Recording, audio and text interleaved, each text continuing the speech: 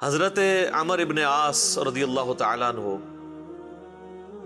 یہ عربی میں جب عمر لفظ لکھا جاتا ہے نا تو یہ واو کے ساتھ لکھا جاتا ہے۔ عمر جس طرح لکھا جاتا ہے اسی طرح عمر بھی لکھا جاتا ہے، لیکن عربی اس میں فرق کرتے ہیں، اس کو لکھتے ہیں عمرو۔ وہ اردو میں لوگ پڑھ رہے ہوتے ہیں نا عمرو، یہ عمرو عیار کی کہانیاں، وہ لفظ بھی ڈیوائس بیسیکلی حضرت عمر بن عاص سے ہوا ہوا ہے، کیونکہ برین ان کا بہت تھا۔ اچھا، لیکن وہ لفظ ہی غلط ہے، لفظ عمرو تو کوئی لفظ ہی نہیں ہے، لفظ ہے امر۔ لکھا ہوتا ہے عمرو لیکن اس کا مطلب واو جو ہے وہ سائلنٹ ہوتا ہے، اور واو کا مطلب یہ ہے کہ آپ نے اسے پیش کی بجائے زبر سے پڑھنا ہے، عمر کی بجائے پڑھنا ہے امر۔ تو حضرت عمر بن عاص رضی اللہ تعالیٰ عنہ، یہ آپ سمجھ لیں کہ قریش مکہ، مشرکین عرب کے تھنک ٹینکس میں سے تھے۔ گفتگو کرنے کا بھی ان کو فن آتا تھا، اور معاملہ فہمی اور چیزوں کو ہینڈل کرنا یہ ان پہ ختم تھا، اور ینگ ایج کے اندر۔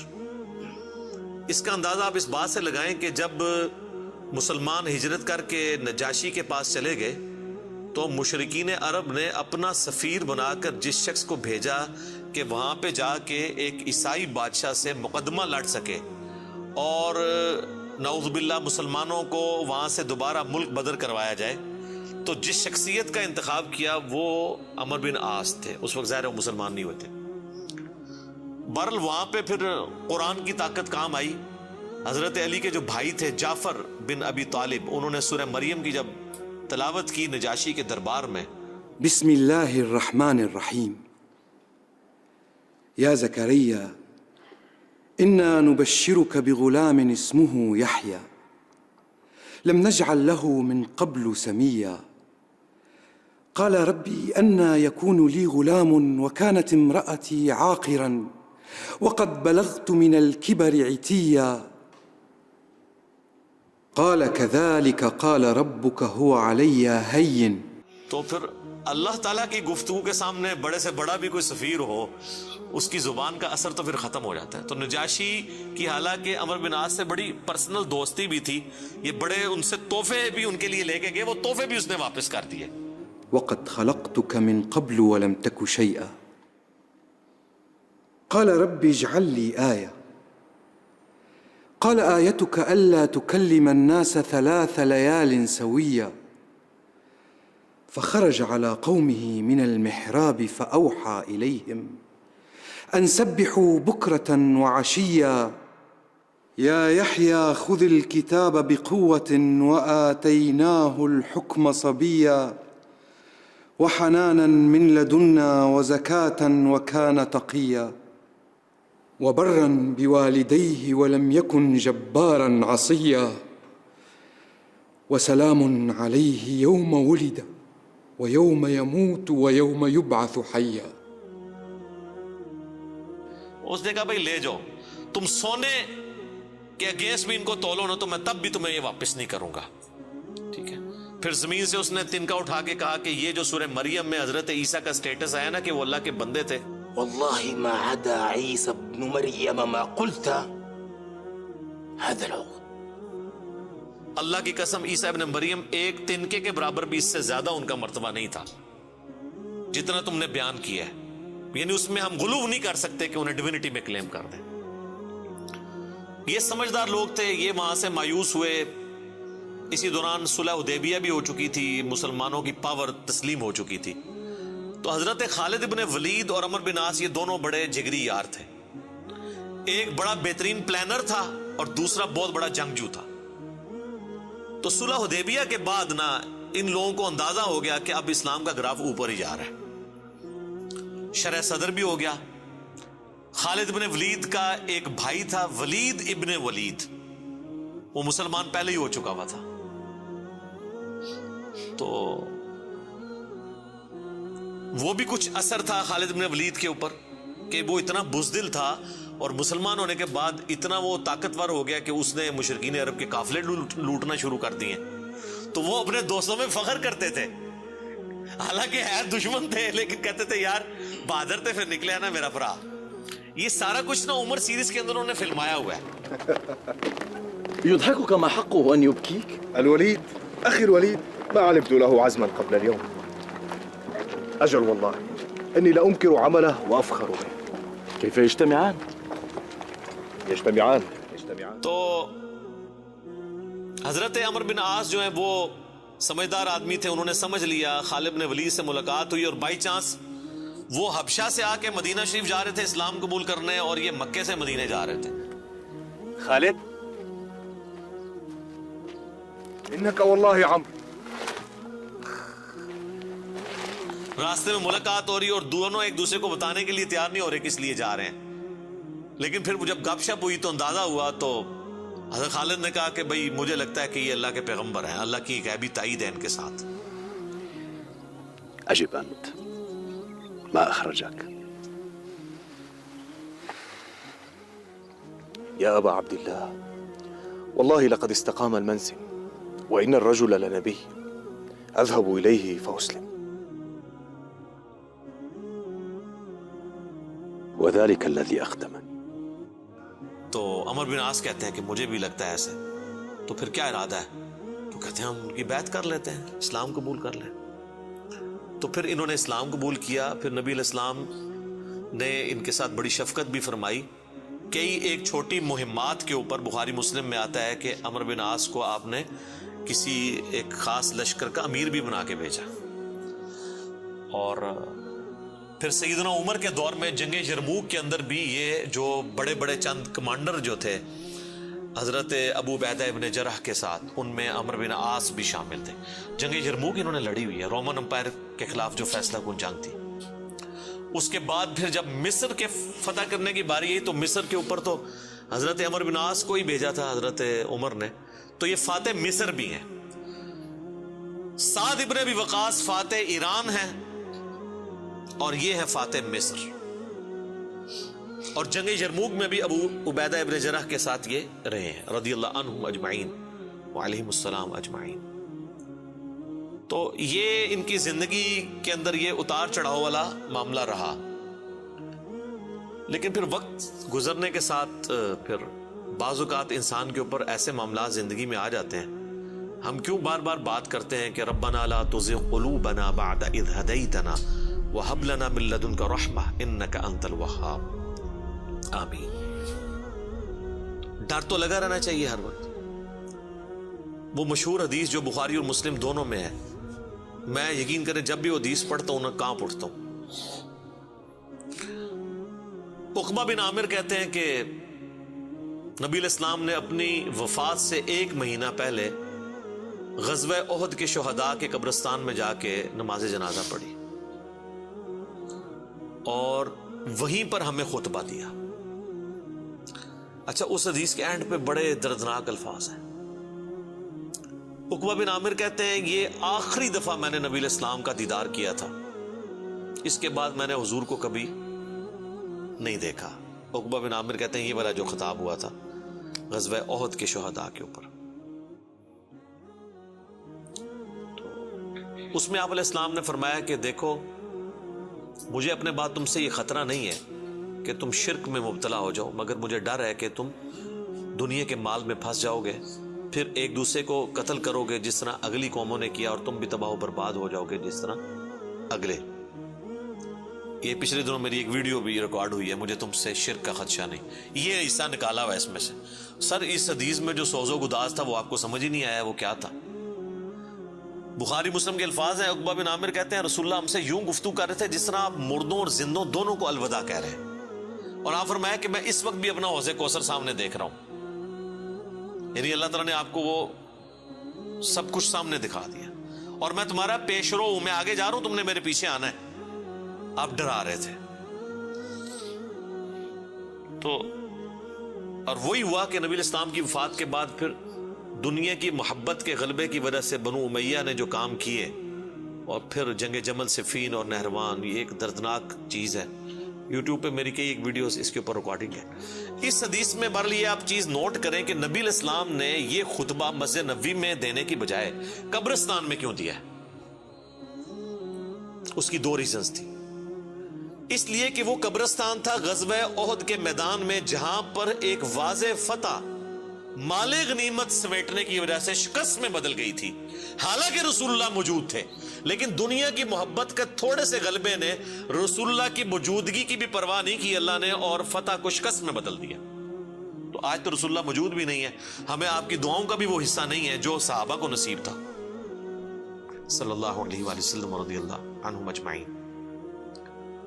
اور دوسرا نبی علیہ السلام یہ میسج دینا چاہ رہے تھے کہ غزوہ احد میں وہ لوگ اس قبرستان میں دفن ہیں جنہوں نے محنتیں کی ہیں اور پھل ملنے سے پہلے ہی وہ اسی فقر کی زندگی میں دنیا سے چلے گئے۔ حضرت حمزہ ابن عبد المطلب نے تو اسلام کا گولڈن پیریڈ نہیں دیکھا نا، ان تو قربانیاں دی ہیں نا۔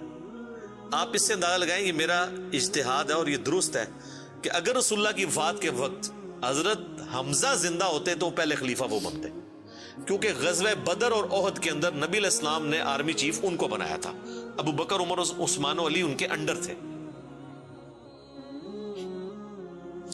تو حمزہ بن عبد المطلب تو شہید ہوئے احد میں، ان کی لاش کا مسئلہ ہوا۔ نبی علیہ السلام نے یہ بھی میسج دیا کہ یہاں پہ، اور پھر وہاں تو اتنی دردناک حدیثیں ہیں بخاری مسلم میں کہ کفن کے لیے بھی کپڑا نہیں تھا، سر چھپاتے تھے تو پاؤں ننگے ہو جاتے تھے کہ یہ صاحب کے، پھر گھاس ڈال کے ایک قبر میں کئی مردے دفنائے گئے۔ تو نبی اسلام یہ بھی میسج دے رہے تھے، کیونکہ آپ کو تو اللہ نے دکھا دیا نا۔ اسی حدیث بخاری مسلم میں آتا ہے کہ اللہ تعالیٰ نے زمین کے خزانوں کی چابیاں مجھے دے دی ہیں، اور جو بریلوی کہتے ہیں کہ حضور ہی سب کچھ بانٹ رہے ہیں، خدا کا نام ہے۔ اور میرے بھائی وہ بخاری مسلم میں باقی حدیث میں موجود ہے، وہ زمین کے خزانے رومن اور پرشین امپائر کے خزانے ہیں جو صحابہ نے فتح کرنے تھے، بیت المال میں آ کے جمع ہونے تھے۔ یہ تھا اس سے مراد کہ مجھے اللہ تعالیٰ نے عطا فرمائی ہے، مجھے اللہ تعالیٰ نے دکھا دیا ہے کہ میری امت کہاں تک پہنچے گی۔ وہ کئی ایک حدیث آپ کو مشکات کی نا 30 جلد میں نبی علیہ السلام کے فضائل کے چیپٹر میں وہ مل جائے گی۔ کئی لوگ ہمیں ای میل بھی کر رہے ہوتے ہیں، یہ حضور کو جو چابیاں دی گئی ہیں تو پھر اب جس کے پاس چابی ہے اس سے ہی مانگنا چاہیے۔ وہ یہ تھا، ٹھیک ہے، کہ وہ رومن اور پرشین امپائر کے خزانے مسلمانوں کو ملے۔ تو بہرحال اسی کی ایگزیکیوشن بعد میں ہوئی ہے، اور حضرت عمر بن عاص بھی اس، یعنی آپ سمجھ لیں سسٹم کا کسی درجے تک حصہ بنے، اور یہ میں ان پہ کوئی فتویٰ نہیں لگا رہا، وہ خود مانتے تھے کہ میرے ساتھ ایسا معاملہ ہوا۔ مجھے حضرت عمر بن عاص سے یہ چیز یاد آئی، بڑی رکت انگیز حدیث ہے جس میں ان کے قبول اسلام کا واقعہ بھی ہے۔ صحیح مسلم میں کتاب الایمان چیپٹر میں شروع ہی میں 321 نمبر حدیث ہے، انٹرنیشنل نمبر کے مطابق، اور میرے یہ جو کربلا والا ریسرچ پیپر جس میں میں نے 200 احادیث جمع کی ہیں، اس کے اندر بھی آپ کو مل جائے گی۔ جنگ صفین کے حوالے سے میں وہ حدیثیں لے کے آیا ہوں۔ صحیح مسلم میں 321 نمبر۔ حضرت عمر بن عاص کی موت کا وقت جب قریب آتا ہے تو وہ دیوار کی طرف منہ کر کے رونا شروع کر دیتے ہیں۔ سر موت کے وقت انسان کو پھر اپنی زندگی میں کی ہوئی غلطیاں یاد آ جاتی ہیں۔ تو ان کا بیٹا ان کو تسلی دیتے ہوئے کہتا ہے کہ ابا جان، آپ تو نبی علیہ السلام کے قریبی ساتھیوں میں سے تھے، آپ نے رومن امپائر کی جنگیں لڑی ہوئی ہیں، جنگ یرموک، جہاد میں آپ شامل رہے ہیں، اتنے اتنے بڑے فضائل ہیں آپ کے لیے۔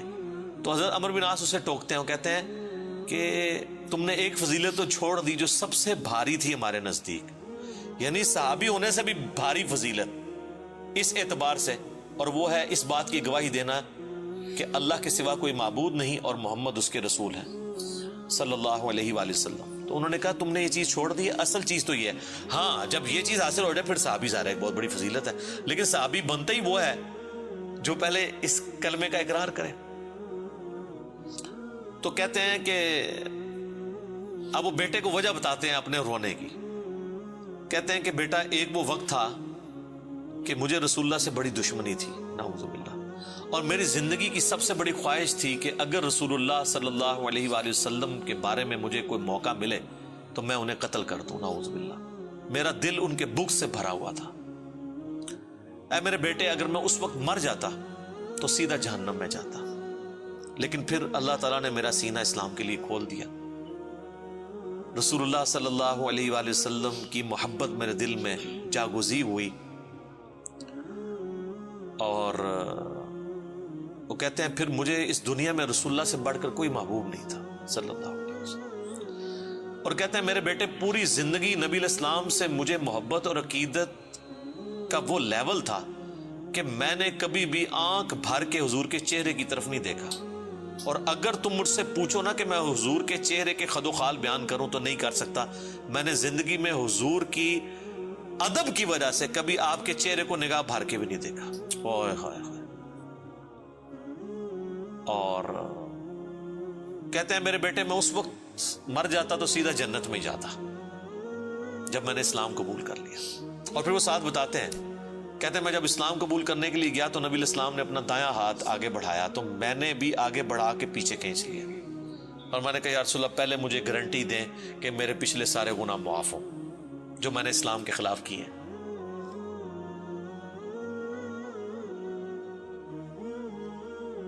یا رسول اللہ اشہد ان لا الہ الا اللہ وانک رسول اللہ وإني أسألك مثل الذي سأل خالد فادع لنا صلی اللہ علیہ. تو نبی علیہ السلام نے فرمایا کہ اے عمر کیا تجھے نہیں پتا کہ اسلام سابقہ کے سارے گناہوں کو معاف کر دیتا ہے, مقبول حج سابقہ کے سارے گناہوں کو معاف کر دیتا ہے, اور اللہ کی راہ میں ہجرت کرنا سابقہ کے سارے گناہوں کو معاف کر دیتا ہے. حضور نے میرے گناہوں کی معافی کی گارنٹی لی, میں نے اسلام قبول کیا. اے میرے بچے اگر میں اس وقت مر جاتا تو سیدھا جنت میں جاتا. لیکن پھر میری زندگی میں ایک تیسرا وقت آیا, پھر مجھ سے وہ کچھ ہوا جو نہیں ہونا چاہیے تھا. یہ حدیث مسند احمد کے اندر بھی موجود ہے, صرف صحیح مسلم میں نہیں ہے. اس میں تو خیر اور بہت سارے الفاظ ہیں, وہ میں بعد میں وہ طریق بیان کرتا ہوں. کہتے ہیں بہرحال پھر مجھ سے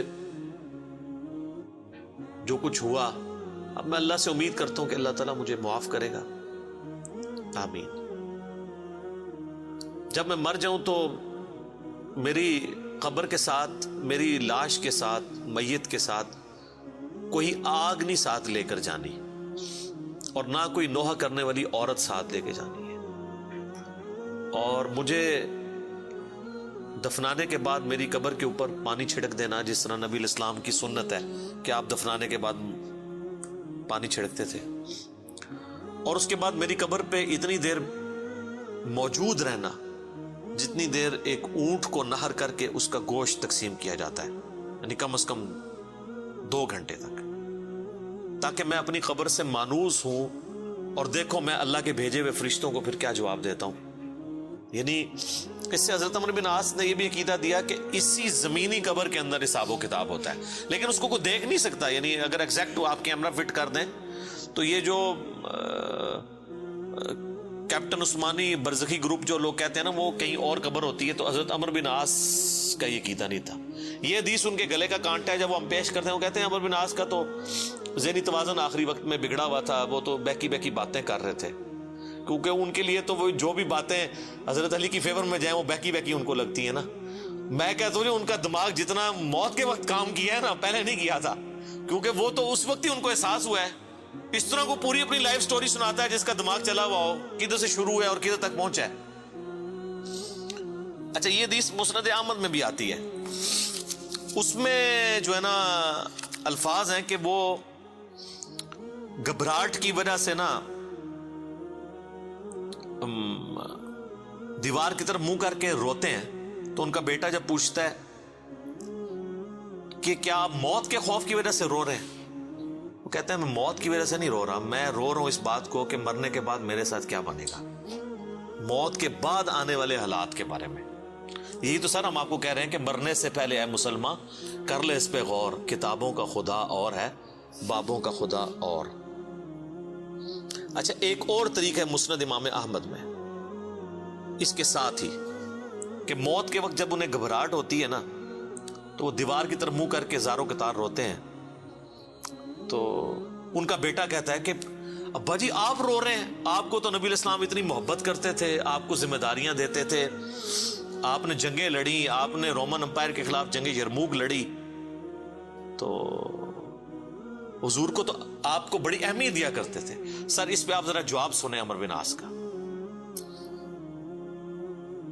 وہ کہتے ہیں اللہ کی قسم مجھے پوری زندگی یہ بات معلوم نہیں ہو سکی کہ حضور مجھ سے واقعی محبت کرتے تھے یا صرف تالیف قلب کے لیے، میرا دل رکھنے کے لیے مجھے کبھی کو پوسٹ دے دیا کرتے تھے. لیکن 2 بندے ایسے ہیں جن کے بارے میں دل سے گواہی دیتا ہوں کہ رسول اللہ اپنی وفات تک ان سے محبت کرتے تھے. ایک ابن سمیہ عمار ابن یاسر، اور دوسرا ابن ام عبد عبداللہ ابن مسعود. اب عمار بن یاسر ان کو کیسے بھول سکتا تھا؟ عمار کو تو مارا ہوا تھا انہوں نے صفین کے اندر. تو وہ کہہ رہے ہیں کہ حضور مجھ سے محبت کرتے تھے نا، تو مجھے نہیں لگتا کہ وہ اندر سے کرتے تھے یا میرا دل رکھنے کے لیے. بعض اوقات بندہ کسی کو ابلائش بھی کر دیتا ہے نا تعریف قلب کے لیے. لیکن 2 بندے ایسے تھے، میں کہتا ہوں کہ حضور واقعی ان سے محبت کرتے تھے، ابن سمیہ اور ابن ام عبد. پھر عبداللہ بن مسعود کے بارے میں اور عمار بن یاسر کے بارے میں جب انہوں نے یہ بات کی نا، تو ان کا بیٹا کہتا ہے کہ پھر انہوں نے دیوار کی طرف منہ کر لیا اور زاروں کے تار رونا شروع کر دیا. اور پھر ساتھ ساتھ یہ بول رہے تھے کہ اے اللہ، تو نے ہمیں جن باتوں کا حکم دیا ہم نے وہ کام چھوڑ دیے، اور تو نے ہمیں جن چیزوں سے منع کیا تھا ہم وہ کام کرتے رہے. اب تیری مغفرت کے سوا کوئی چارہ نہیں ہے. اور پھر ان کا بیٹا کہتا ہے کہ بس یہی جملے وہ پڑھتے رہے کہ ان کی روح پرواز کر گئی. آخری ان کا کلام یہی تھا کہ اللہ، جو جن کاموں سے تو نے روکا وہ ہم کرتے رہے، اور جن چیزوں کا تو نے حکم دیا ہم اس کی مخالفت کرتے رہے، تیری مغفرت کے سوا کوئی چارہ نہیں ہے.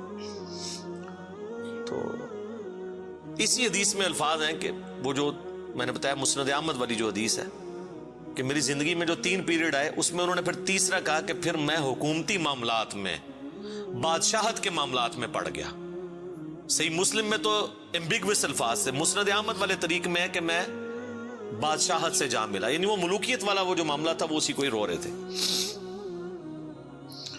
مسند امام احمد میں ایک حدیث ہے کہ جب عمار بن یاسر کی قتل کی خبر ملی جنگ صفین میں، تو ایک شخص آ کے عمر بن عاص کو بتاتا ہے کہ عمار قتل ہو گئے ہیں. تو حضرت عمر بن عاص بلند آواز سے پڑھتے ہیں انا للہ و انا الیہ راجعون، اور وہ بھاگتے ہوئے حضرت معاویہ کے پاس جاتے ہیں اور کہتے ہیں کہ معاویہ، تو عمار کو ہماری فوج نے قتل کر دیا، عمار قتل ہو گئے، اور میں نے رسول اللہ سے سنا تھا کہ عمار کو ایک باغی جماعت قتل کرے گی. تو حضرت معاویہ بجائے یہ کہ رجوع کرنے کے، عمر بن عاص کو کہتے ہیں کہ تو اونٹ کی طرح اپنے پیشاب میں پھسلتا ہے، یعنی تجھے خود یہ اس حدیث کا پتہ ہے اور تو خام خواہ اس کا چرچا کر کے لوگوں کو بتانا چاہ رہا ہے کہ علی حق پہ ہے اور ہم نہ حق ہیں. تو ہم نے اس کو مارا ہے، اس کو تو علی نے مارا ہے، نہ علی لاتا اس کو اور نہ وہ جنگ کے اندر قتل ہوتا ہے، یہ تو علی نے لا کے ہمارے نیزوں کے آگے اسے پھینکا ہے، نعوذ باللہ. اتنی باطل تعویل کی. اور المستدرک الحاکم میں اور باقی کتابوں میں حدیث کی ملتا ہے کہ جب حضرت علی کو اس کی خبر ملی نا، تو انہوں نے کہا کہ پھر معاویہ یہ کہنا چاہتا ہے کہ حمزہ کا قاتل رسول اللہ تھے، کہ نہ وہ جنگ احد میں ساتھ لے کے آتے نہ حمزہ قتل ہوتا. تو جو شخص جس کی فیور میں قتل ہو رہا ہوتا ہے وہ تو اس کا قاتل نہیں ہوتا، مخالف ہی قاتل ہوتا ہے. تو پھر مسند احمد میں ایک اور حدیث ہے کہ عمار کے قتل ہونے کی جب خبر پہنچتی ہے نا، تو حضرت عمر بن عاص کہتے ہیں کہ میں نے خود رسول اللہ سے سنا تھا کہ عمار کو باغی جماعت قتل کرے گی، اور عمار کا قاتل اور مال لوٹنے والا آگ میں ہے. تو وہ جو شخص خبر لے کے آتا ہے نا، اس کو بھی ہاتھ پاؤں پڑ جاتے ہیں کہ ایک میں ان کو خبر دے رہا ہوں، ان کو خود بھی پتا ہے، تو یہ لوگ کیا کر رہے ہیں. تو حضرت عمر بن عاص اس کی بھی تعویل کرتے ہیں. وہ کہتے ہیں حضور نے جو جہنم کے بارے میں فرمایا تھا نا، وہ عمار کے قاتل اور مال لوٹنے والے کے لیے تھا، وہ ہمارے لیے نہیں ہے. اگرچہ ہم بھی جنگ لڑ رہے تھے لیکن ہمارے ہاتھوں سے تو نہیں وہ قتل ہوا. حالانکہ صحیح بخاری میں حدیث ہے عمار کو باغی جماعت قتل کرے گی، اور یہ حدیث میں نے بتایا ان کو پتہ بھی تھی. جماعت کے بارے میں الگ سے میں نہیں کہتا دوزخ میں جائے گی، اللہ اور بندے کا معاملہ ہے. تو انہوں نے کہا کہ یہ مال لوٹنے والا اور قتل کرنے والے کے بارے میں. اب مسند احمد میں موجود ہے کہ وہ صحابی صلح حدیبیہ کا صحابی تھا، ابو الغادیہ، جس نے عمار کو قتل کیا تھا، اور پوری زندگی پہ پھر وہ روتے تھے مجھ سے یہ کیا کام ہوا. تو اس پہ خیر ابن حجر اسقلانی نے بڑی کوشش کی ہے، انہوں نے بحث کی ہے کہ نہیں، صلح حدیبیہ کی فضیلت اسے کور کر لے گی، امید ہے کہ وہ جنت میں ہی جائے گا جہنم میں پھیرا لگائے بغیر. تو شیخ البانی نے پھر اس کے اوپر گرفت کی ہے کہ نہیں، جو عام فضیلت ہوتی ہے نا جب کسی معاملے میں تخصیص آ جائے تو عام فضیلت اٹھ جاتی ہے. جب حضور نے فرما دیا نا کہ مار کا قاتل اور مال لوٹنے والا جہنم میں ہے، تو اب یہ ایک تخصیص آ گئی ہے. جب تخصیص آ جائے نا تو حکم عام اٹھ جاتا ہے اس شخص کے لیے. لہٰذا آپ یہ تعویل نہ کریں. شیخ البانی یعنی انہوں نے حق گوئی کا مظاہرہ کیا. بہرحال یہ اللہ اور بندے کا معاملہ ہے، ہم کوئی کسی کی آخرت کا فیصلہ نہیں کرتے. بہرحال یہ حقیقت ہے کہ حضرت علی اپنی وفات تک ان لوگوں سے ناراض رہے ہیں. المصنف ابن ابی شیبہ میں موجود ہے. تابعی کہتے ہیں ہم نے حضرت علی کے پیچھے نماز میں قنوت نازلہ پڑھی ہے. حضرت علی قنوت نازلہ میں پڑھتے تھے اللہم علیک بمعاویۃ و اشیاعہ و عمر ابن عاص و اشیاعہ و ابا سلمی و اشیاعہ. اس میں عمر بن عاص کا بھی نام ہے. اے اللہ معاویہ کے شیعہ اور معاویہ اور اس کے شیعہ کو برباد کر، عمر بن عاص اور ان کے شیعہ کو برباد کر. یہ حضرت علی قنوت نازلہ پڑھا کرتے تھے. اچھا انہوں نے اردو میں ترجمہ کیا ہے اے اللہ معاویہ اور اس کے شیعہ کو سنبھال لے. اب کیسا لفظ استعمال؟ لفظ آتا ہے نپٹ لے. وہ آپ کہیں گے سنبھال مطلب ہے کہ انہوں نے سام، تو وہ تعویل کریں گے. تو میں نے اس لیے ترجمہ کیا تباہ و برباد کر، کیونکہ یہ علیکہ کے ساتھ جب بات کی جاتی ہے نا تو یہ آپ قنوت نازلہ پڑھ رہے ہوتے ہیں نا یہود و نصارہ کے اوپر بھی، تو اس میں بھی اللہم علیکہ یہ تو نہیں تھا ان کو سنبھال لے. سنبھال لیتے سانو ہی اللہ سانو سنبھال رہا تھے یار. تو وہ ترجمہ ایسا کرتے ہیں کہ وہ اس کو نا بدل دیتے ہیں. بہرحال آج کی ڈیٹ میں ہم تو یہی کہیں گے کہ حضرت عمر بن عاص رضی اللہ تعالیٰ عنہ کا موت کے وقت رونا اور اللہ کی طرف رجوع لانا، اللہ تعالیٰ ان کی غلطیوں کا کفارہ اس کو بنائے. باقی انشاءاللہ تعالیٰ ایک تو چیز ہے، حضرت عمر بن عاص کے لیے مجھے مولا علی سے ایک گارنٹی مل گئی ہے. مصنف ابن ابی شیبہ میں موجود ہے کہ اہل صفین کے بارے میں جب مولا علی سے پوچھا گیا تو انہوں نے کہا کہ میں امید کرتا ہوں کہ میری طرف سے شہید ہونے والے تو جنتی ہیں ہی ہیں، میرے مخالفین بھی جنتی ہیں. پھر قیامت والے دن اللہ کی بارگاہ میں معاملہ میرے اور معاویہ کے درمیان طے ہوگا. تو میرے خیال ہے حضرت عمر بن عاص کو مولا علی نے پھر قنوت نازلہ کے بعد یہ فرما کے نکال دیا، اور آپ دیکھ لیں وہ روئے بھی بہت ہیں آخری وقت میں. میں ویسے جب بھی یہ حدیث پڑھتا ہوں پھر عمر بن عاص کے لیے میرا دل نرم ہو جاتا ہے کہ انہوں نے مرنے سے پہلے اللہ کی طرف رجوع لائے ہیں رضی اللہ تعالیٰ عنہ وعلیہ السلام. اذانیں شروع ہو جاتی ہیں، بقیہ کے سوالات انشاءاللہ اذان کے وقفے کے بعد انشاءاللہ.